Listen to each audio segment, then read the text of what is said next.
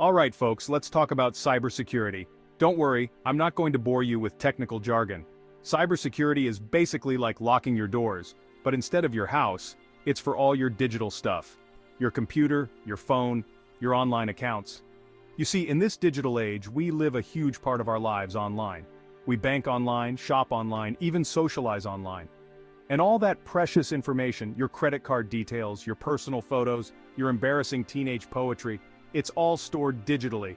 Cybersecurity is all about protecting that information from the bad guys, the hackers, the scammers, the digital pickpockets who want to steal your stuff and cause chaos. Think of it this way, you wouldn't leave your front door wide open all night, right? So why would you leave your digital life unprotected? You might be thinking, John, why should I care? I'm just an average person. What do I have that anyone would want? Oh honey, you'd be surprised. These days everyone is a target. Your personal information is valuable on the black market. Your computer can be hijacked and used to attack others. Remember that time you got a weird email from a Nigerian prince promising you millions? That, my friends, was a phishing scam. A classic example of cybercrime. And it's just the tip of the iceberg. We're talking identity theft, financial fraud, stolen data, the whole shebang. The consequences can be devastating, both financially and emotionally. So, yeah, you should definitely care about cybersecurity. Let's talk about the bad guys for a second.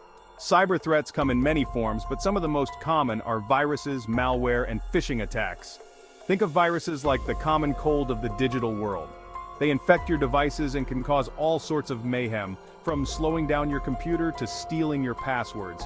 Malware is like the evil cousin of the virus. It's malicious software designed to do harm, like stealing your data or spying on your online activity. And then there's phishing, which is like the con artist of the cyber world. Phishing attacks use fake emails, websites, or text messages to trick you into giving away your personal information. They're sneaky, they're sophisticated, and they're everywhere, but don't worry, we'll get to how to protect yourself in a bit. Section 4, how cybersecurity works, building walls and sounding alarms. So, how does cybersecurity actually work? It's a multi-layered approach, kind of like protecting a castle. You got your walls, your moats, your archers, the whole 9 yards. One of the most important aspects is prevention. Strong passwords, firewalls, and antivirus software are like the walls of your digital castle, keeping the bad guys out. Regular software updates are like patching up any holes in those walls. Then there's detection. Intrusion detection systems are like your lookout towers, scanning for any suspicious activity. And if an attack does get through, incident response plans are like your knights in shining armor, ready to mitigate the damage and kick the bad guys out. Section 5, real-life cyber attacks. When things go wrong and how to avoid it. Remember that time when insert a recent major cyber attack and briefly explain what happened? Yeah, that was a mess. And it's a stark reminder that cyber attacks are not just something that happens in movies. They're real, they're happening all the time, and they can have serious consequences. But here's the thing, many of these attacks could have been prevented with some basic cybersecurity measures. Strong passwords, two-factor authentication, being cautious about suspicious emails. These are all simple but effective ways to protect yourself. So learn from the mistakes of others. Don't wait until it's too late. Take cybersecurity seriously. Section 6. Protect yourself online.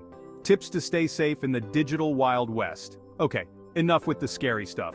Let's talk about what you can do to protect yourself online. Think of it as your cyber survival guide. First things first, strong passwords.